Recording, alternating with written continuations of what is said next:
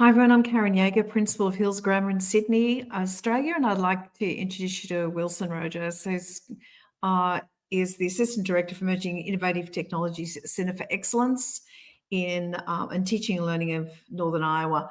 We're just going to get straight into this because we're late. Wilson, AI is, I call it challenging possibilities. What do you think is probably one of the most exciting things about AI and probably one of the most challenging things? I think AI brings a lot of possibilities in terms of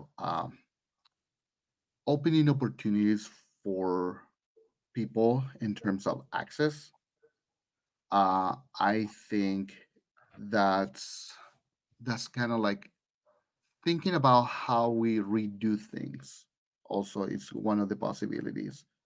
I was just having a conversation with a group of people yesterday in at least in higher education where where I work.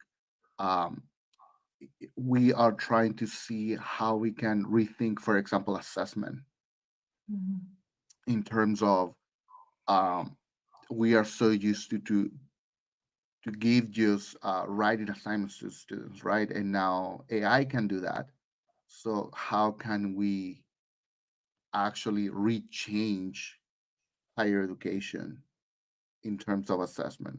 How we can bring um, authentic assessment to the table and use this technology, right?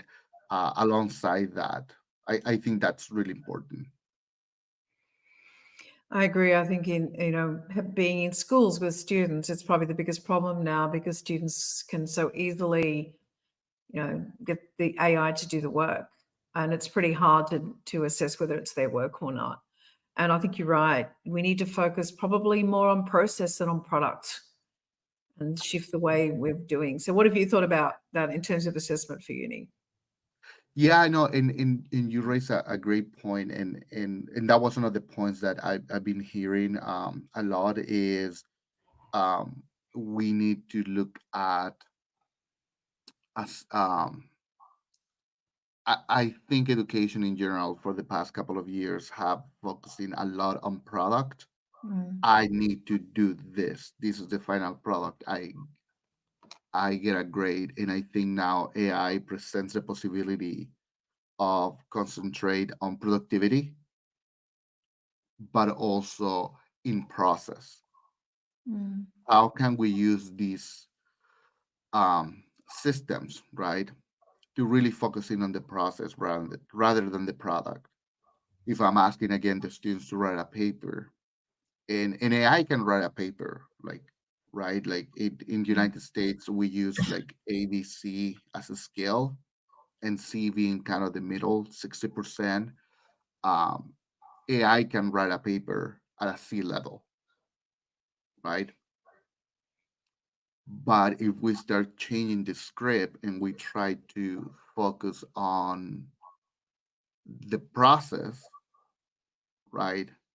You can still ask like a chatbot, for example, to write a paper. But then what about instead of the student taking that paper and making it its own, his or her own, we ask the Mm. student, what about if you analyze the paper that this chatbot just wrote and you start annotating it and start seeing, what are the patterns, what things, it did well, what things need to work, how do you actually use critical thinking um, to critic, right? The output. So I think that's also important. Like again, we are concentrating right now on the product that the chatbot or these systems, ChatGPT, any of those give us. When in reality, we should be really focusing on how we can critically think and critically Mm. analyze the outputs that we get. I really like that because it's the human element that still matters, doesn't it, in terms of what you're asking? And I think, I've asked students, you talk about the C range, take an essay to an A. How? How do you tell, the essay it's produced by AI or ChatGPT for to take it to a higher level? And the kids really love that. And I've actually had them rate from 1 to 5 how much they've used AI to produce a piece of writing. So I think if you involve them in the process, they're less likely to, let's use the horrible word, plagiarize or cheat.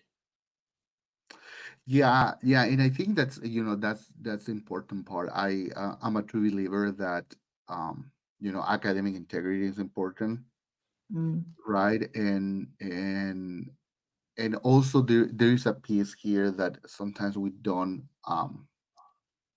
talk about when we talk about, like, again, ChatGPT, Copilot, all these systems.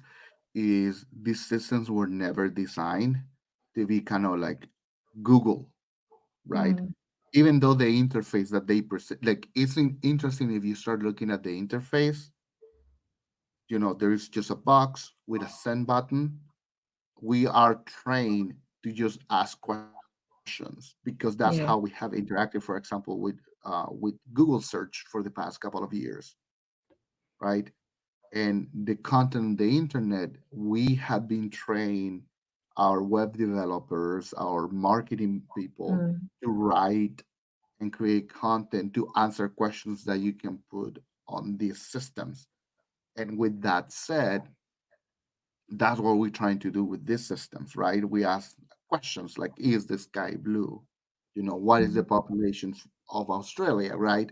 The- But in reality, these systems were never designed to answer questions. These systems are, in a way, ignorant, right? mm, mm. And I think that's important. It's really important to understand how these systems work, what are the features, but also what are the limitations. So then with that, then you understand, okay, these are the things that I can actually do. Some really good points there. I mean, one of the fun activities I've done with students is see how much you can get ChatGPT 4 or Copilot to hallucinate. So they had some fun making up historical figures that never existed, and ChatGPT 4 treated them as if they were real and provided their birth date and who they were friends with. And one was actually friends with John Lennon and helped write Imagine. So the kids were realizing that, it will hallucinate. It'll just, if it can't find it, it'll draw from anywhere. Yeah, and it's interesting, you are mentioning hallucinations, and some people, when we talk about ethical considerations, one of the considerations that people are making is, this area of hallucinations, Mm, like, okay, it's giving false information. But again, I go back to that point that this is were never designed to give you facts, right? yeah. These are predictive models. They just give you the most probably word based on the previous word and based on the context that you give them. So I think it's important to understand that.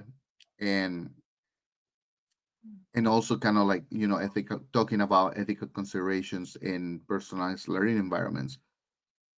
I think there is a lot of potential in terms of how we personalize Mm, these systems and how these systems can actually personalize learning.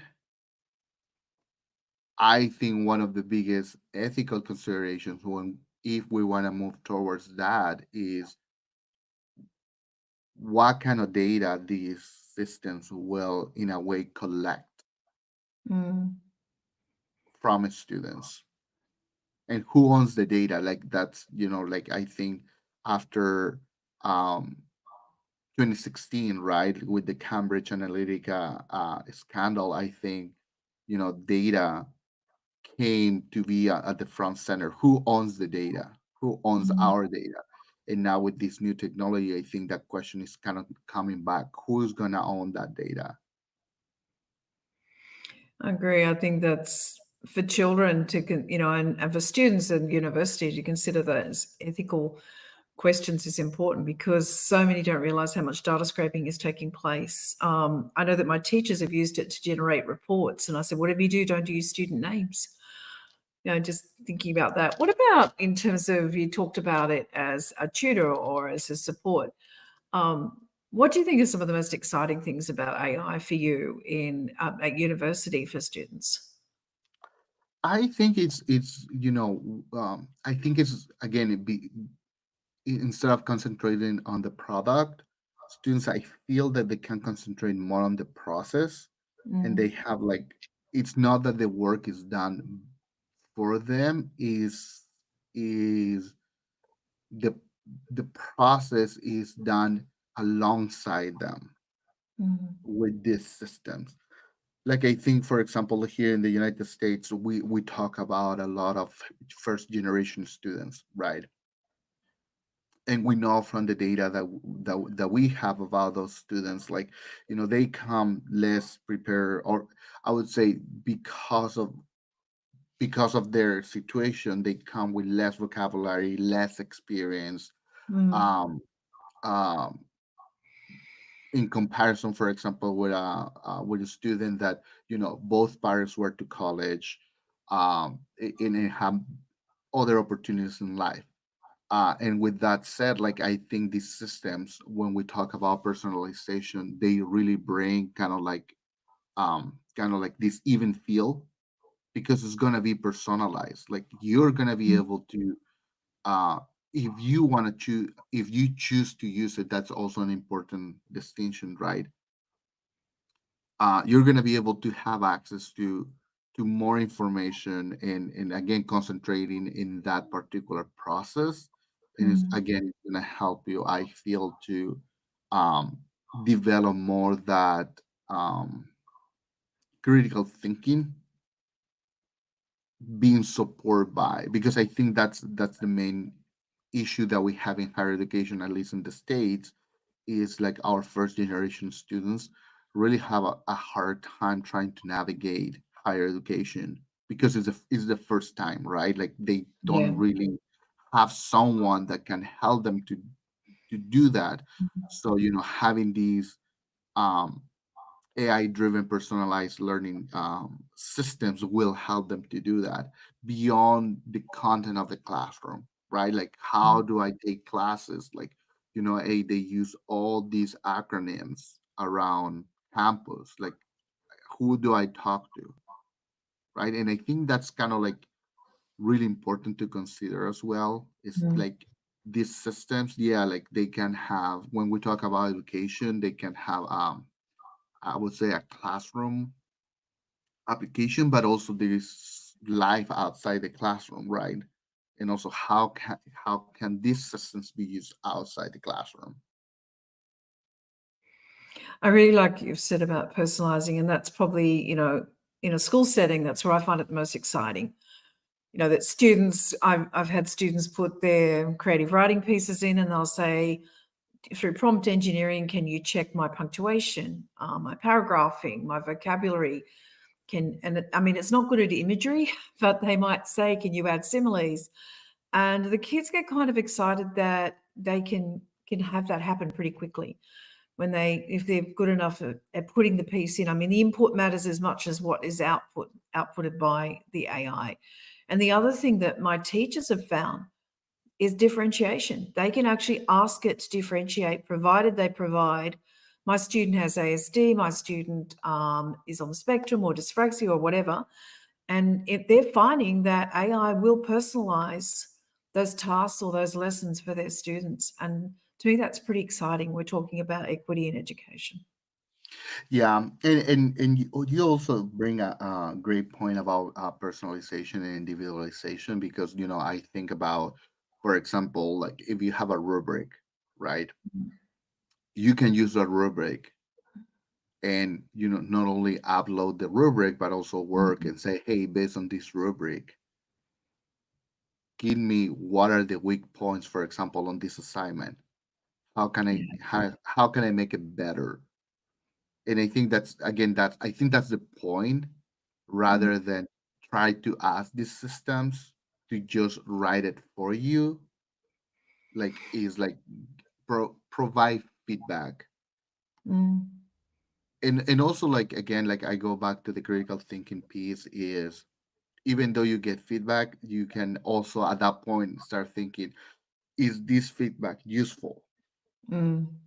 and also and opens opportunity to have a conversation, with your teacher, with your professor, about like your own work, right? And again, like I go back with to this idea that maybe first generation students, at least in higher education settings, they don't know what they don't know, right?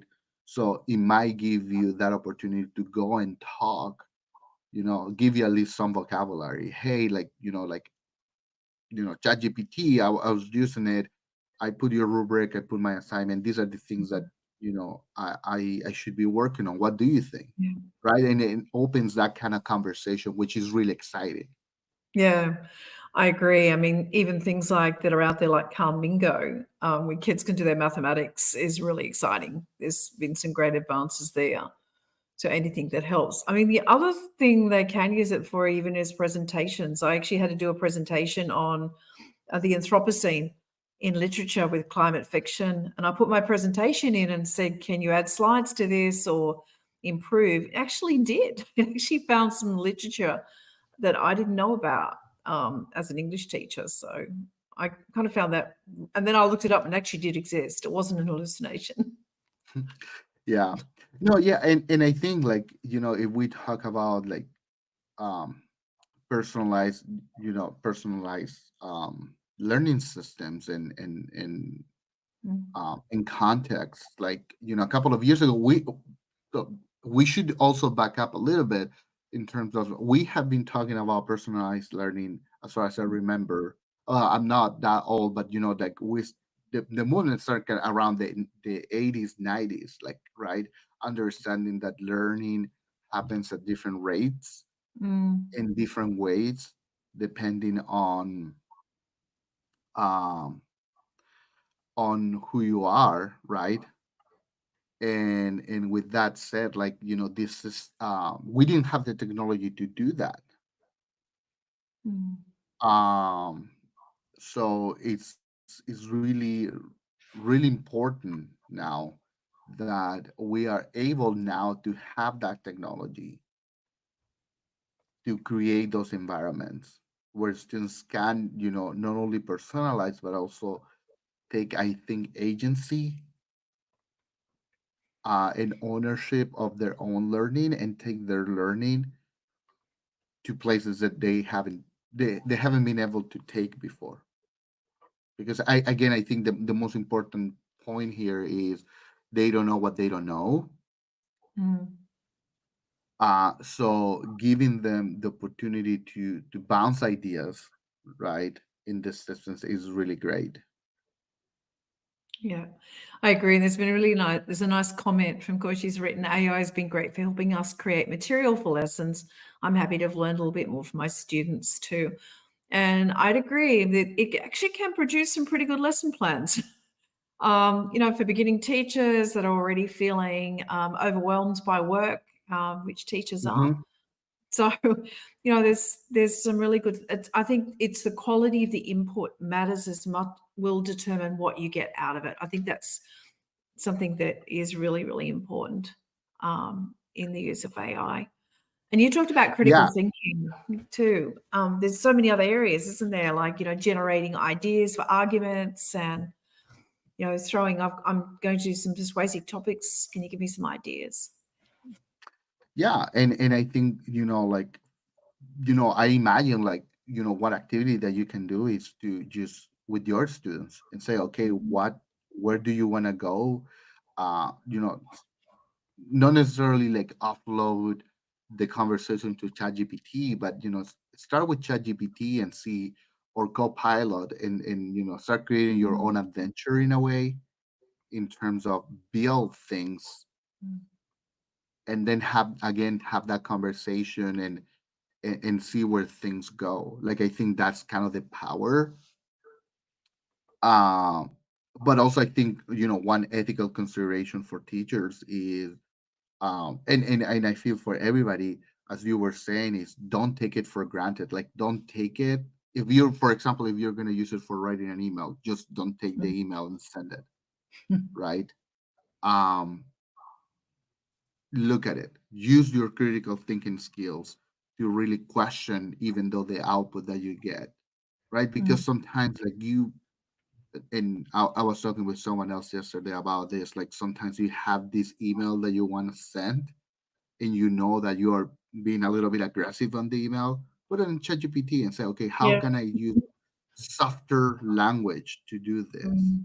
Yeah. right? And I think like sometimes like that's helpful. I feel. Yeah, I agree. Just probably if we get back to the notion of ethics, because I'm aware that we started late. In Australia, we actually now have a national framework, one that's for industry around AI, but also one that's actually called the Australian Framework for Generative Artificial Intelligence in Schools. And it stresses things like human and social well-being, transparency, fairness, accountability, safety, privacy, security, and Mhm. the impact. Is there anything like that in? I mean, if anyone who's out there is got anything like that in your countries or in the states, Wilson? I think we're still like in the early stages of that. I think Yeah, one of the um one of the interesting things about United States is we are really ahead of developing the technology, but then putting these kind of ethical conversations are happening, I feel like on the industry level. So different industries are having their own conversations about how to handle that. And higher yeah, education is the same. I've seen a couple of frameworks coming out of mm, from different like EDUCAUSE, for example, or I'm part of the pop network. um, they also are trying to figure out how to create these guidelines, but I think it's not a national effort. um, at least in the states it's more like a industry by industry, and even like um, more company or organization by organization, which yeah, it's great because it really takes the context of the organization into account, yeah. but at the same time is um I wish we have something that we can all like agree on, if that makes sense. Yeah, and I think it's worked really well here because it's something, for example, for me in school that I can refer my students to, and it's in, you put in the classrooms and they're aware of it. UNESCO's put out fabulous ethical guides as well for the use of AI. So there's kind of heaps out there that could be used, but I think it's something to remind students about the importance of it, particularly with the bias that can occur with AI. And yeah, and as we said before, how often it's you made a really good point. It's not designed to ask questions to it. It's designed to kind of grab the data that you require at that moment. Yeah, yeah, and I Um, think it's also important. Go ahead. no, no, you're right. Please. No, no, and I also think, and I know that we are almost on time here. I think the important also part is to understand that when we talk about, I hear about a lot this concept of the algorithm bias, Mm, and I push back on that a little bit because I said like the algorithms or the code itself is not the bias, is the mm, content that we have been using to train these systems. yes. And is there is a joke here in the states, like, yeah, like because we use basically Reddit posts to train this system, so you're not gonna get like the cream of the cream in terms of the Mm, content, right? So also it's really important as an ethical consideration to understand what kind of um data sets we're using to train these systems. And and I know, for example, that there's a lot of publishers that now are teaming up with OpenAI to use their um, databases of papers to start training these systems to to try to make them more fact based. mm, But also, that's going to be interesting. Who's going to have access to those systems, right? And I yeah. think goes back to the ethical consideration of access. Who's going to have access to those systems? Like how much is going to cost? And if if if you can afford it, yeah, you're gonna have access to basically a Google on asteroids at that point, right? But if you are Mm. not able to pay for it, or there is an economical barrier there, then you're gonna have just access to the Reddit posts as a data sets, right? So also we have to consider that as well. I think that's a great point. In Australia, Copilot is still very expensive. So yeah, most kids will use ChatGPT 4. Look, I'm aware that we started late and we probably have come to the end of our time. I don't know where our host is, but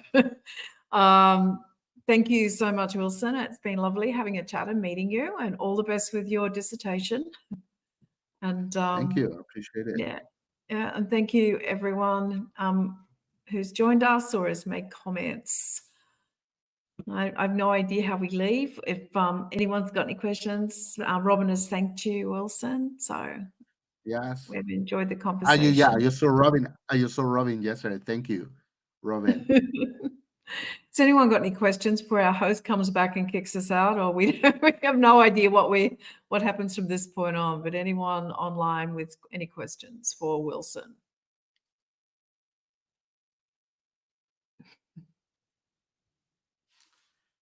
Okay, I'm assuming we just leave at Yeah, this point, Wilson. can we move ourselves? I have no idea. I don't think so. I think our host is lost again.